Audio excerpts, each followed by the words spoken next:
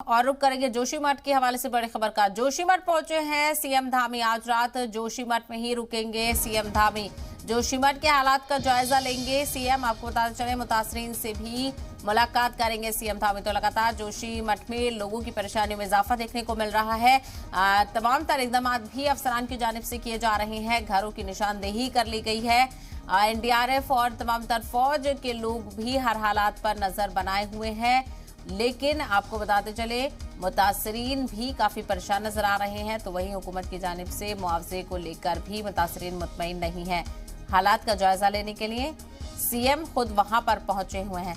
जोशीमठ से बराह रास्त जानकारी हासिल करेंगे हमारे नुमाइंदे विशाल पांडे हमारे साथ जुड़ गए। विशाल, सीएम का क्या कुछ शेड्यूल रहने वाला है आज जोशीमठ में? देखिए, मुख्यमंत्री पुष्कर धामी थोड़ी देर पहले ही जोशीमठ पहुंचे हैं। अभी कुछ गांवों का दौरा कर रहे हैं। अधिकारियों के साथ उनकी मीटिंग होनी है और यहां पर आगे की रणनीति क्या रहेगी, जोशीमठ को बचाने का प्लान क्या है, इसके ऊपर चर्चा करेंगे। क्योंकि 2 होटल भी गिराए जाने हैं और खासतौर पर स्थानीय लोग जिस चीज का विरोध कर रहे हैं वो ये है कि उनके मकान या होटल गिराने से पहले उनको मुआवजे का रेट तय कर दिया जाए, उनको उचित मुआवजा दिया जाए, उसके बाद ही उनके भवनों को गिराया जाए। उत्तराखंड के मुख्यमंत्री ने जोशीमठ पहुंचते ही सबसे पहले यह साफ कर दिया था कि सारे भवन मकान नहीं गिराए जाएंगे। मात्र 2 होटल जो कि असुरक्षित घोषित किए गए, होटल माउंट व्यू और होटल मलारी इन, उन्हें ही गिराया जाएगा। वो भी बुलडोजर से नहीं बल्कि मजदूरों के माध्यम से धीरे धीरे 1 सप्ताह में उनको गिराया जा सकता है। दरअसल जोशीमठ के हालात लगातार बिगड़े हुए हैं। यहां पर 750 से ज्यादा मकानों में इस वक्त दरार है। जमीनें कई जगह पर धंसी हुई हैं, कई जगह सड़कों पर दरार है। जेपी कॉलोनी में पानी की धारा लगातार निकल रही है। कहां से पानी आ रहा है इसका स्रोत अब तक वैज्ञानिक भी नहीं ढूंढ पाए हैं। इसके अलावा आज हम जेपी कॉलोनी के अंदर पहुंचे थे तो हमने देखा पूरा बैडमिंटन कोर्ट का जो परिसर है उसकी जमीन पूरी तरह से नीचे धंस गई है।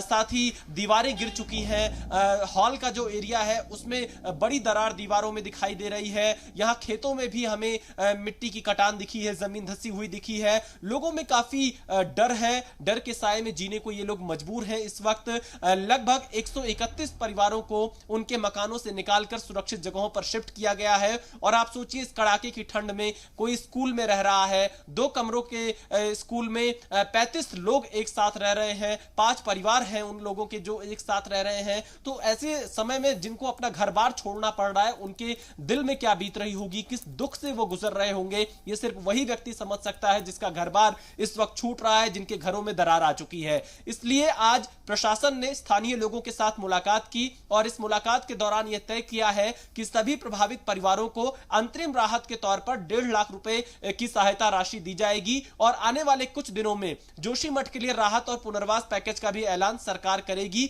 ऐसी जानकारी मुख्यमंत्री ने भी दी है और प्रशासन के अधिकारियों ने भी दी है। इसके अलावा क्या जोशीमठ में जिनके घर टूट रहे हैं, जिनके घर जा रहे हैं, क्या उन्हें किसी नए जगह बसाया जा सकता है? जब ये सवाल हमने मुख्यमंत्री के सचिव मीनाक्षी सुंदरम से पूछा तो उन्होंने कहा कि अगर भूमि की उपलब्धता होती है तो नया जोशीमठ बसाने पर भी जरूर विचार किया जाएगा। यानी कि तमाम चीजों पर इस वक्त प्लानिंग चल रही है। लेकिन सबसे बड़ा सवाल अभी भी यह बना हुआ है कि वो कारण क्या है जिसकी वजह से जोशीमठ में मिट्टी धंस रही है, जमीन धंस रही है और मकानों में दरार आ रही है। इसका जवाब किसी के पास नहीं है। अब तक इसकी रिपोर्ट किसी ने भी सार्वजनिक नहीं की है।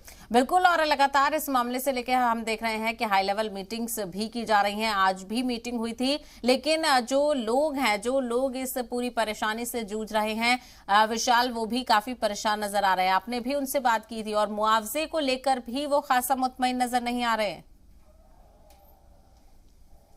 देखिए, बिल्कुल यहां लोगों की अपनी हर स्तर पर परेशानी है। सबसे पहले उनका यह कहना है कि उनकी क्या गलती है। मकान में दरार वो खुद नहीं करके लाए हैं, मकान में दरार अपने आप आया है।